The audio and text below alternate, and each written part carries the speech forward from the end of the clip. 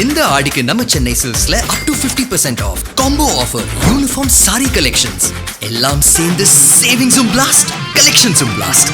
நம்ம the Chennai Silks. Aachi masala எந்த சமையலும் ருசி தேடும் ரகசியம் 20 ரூபாய். 2M சினிமாஸ் டி பிக்சர்ஸ் தயாரிப்பில் தயால் பத்மநாபன் இயக்கத்தில் வெற்றி நடிக்கும் லட்சுமிகாந்தன் கொலை வழக்கு ஜூலை 10 முதல் திரையரங்குகளில்.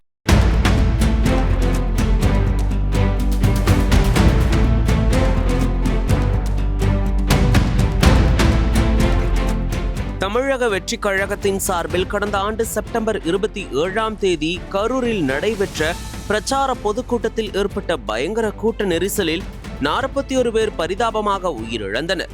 100க்கும் மேற்பட்டோர் படுகாயமடைந்தனர்.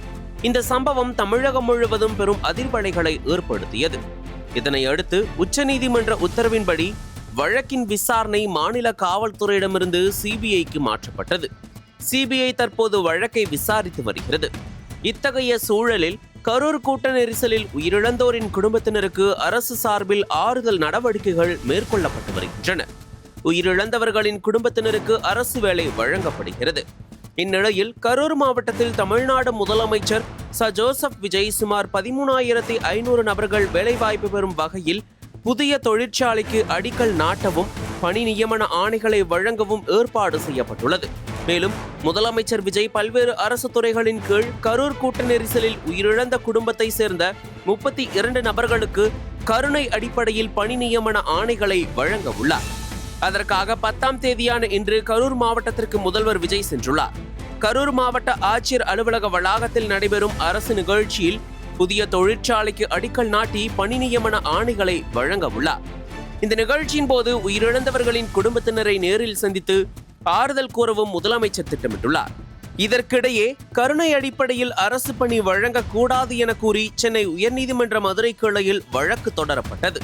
ஒரு பக்கம் பணி நியமன ஆணையை வழங்க கரூரில் முதலமைச்சர் முகாமிட்டுள்ள நிலையில் அதற்கு தடை கோரிய வழக்கு காலை 9 மணிக்கு உயர்நீதிமன்ற மதுரை கிளையில் விசாரணைக்கு வந்தது.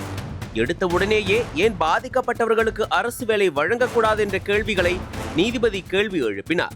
அதற்கு மனுதாரர் தரப்பிலிருந்து தருமபுரி பஸ் எரிப்பு சம்பவம், மகாமகம் சம்பவம் உள்ளிட்டவற்றில் பாதிக்கப்பட்டவருக்கு அரசு வேலை வழங்காத போது இதற்கு மட்டும் ஏன் வழங்க வேண்டும் என்று கேள்வி எழுப்பினார். இப்படியாக நீதிமன்றத்தில் இந்த வழக்கு தொடர்பாக காரசார விவாதம் நடந்த நிலையில் ஒரு கட்டத்தில் இது பொதுமேடை அல்ல நீதிமன்றம் என்று மனுதாரரையும் நீதிபதி கடிந்து கொண்டார். இறுதியாக கரூரில் பாதிக்கப்பட்ட குடும்பத்தினருக்கு அரசு பணி வழங்கும் விவகாரத்தில் பணி நியமன விதிமுறைகளை அரசு மீறவில்லை என்பதை உறுதிப்படுத்த வேண்டும். இந்த வழக்கில் தமிழ்நாடு அரசு பணியாளர் தேர்வாணையத்தையும் எதிர்மனுதாரராக சேர்க்க வேண்டும். அரசின் கொள்கை தொடர்பான முடிவில் தலையிட விரும்பவில்லை. அதுவுமில்லாமல் முதல்வரின் நிகழ்ச்சிக்கு தடை விதிக்க முடியாது. இன்று நிகழ்வு நடைபெறலாம், ஆனால் இந்த விவகாரத்தில் நீதிமன்றம் இறுதி முடிவெடுக்கும் வரை தற்காலிகமாகவே பணி வழங்கப்பட வேண்டும் என்று அதிரடி உத்தரவை பிறப்பித்து வழக்கை ஜூலை 21ஆம் தேதிக்கு ஒத்திவைத்துள்ளார். அரசு பணி வேளையை எதிர்த்து காத்திருந்த 32 குடும்பத்தினருக்கும் நீதிமன்றத்தின் தீர்ப்பு சற்றும் அதிர்ச்சி தந்திருக்கிறது. நக்கீரன் டிவிக்கு சப்ஸ்கிரைப் செய்யுங்கள். உங்கள் ஆதரவே எங்கள் பலம். ஆசிரியர்களுக்கு நண்பனாகவும் மாணவர்களுக்கு ஆசானாகவும் திகழும் தேர்வு வழிகாட்டி. ஒவ்வொரு பாடத்திற்கும் அனுபவமிக்க ஆசிரியர்களின் துல்லியமான தெளிவான விடைகள். CNC இருக்கு, தேர்வு பயம் எதற்கு? இது தீரன் பப்ளிஷிங் ஹவுஸ் விற்பனை வெளியீடு.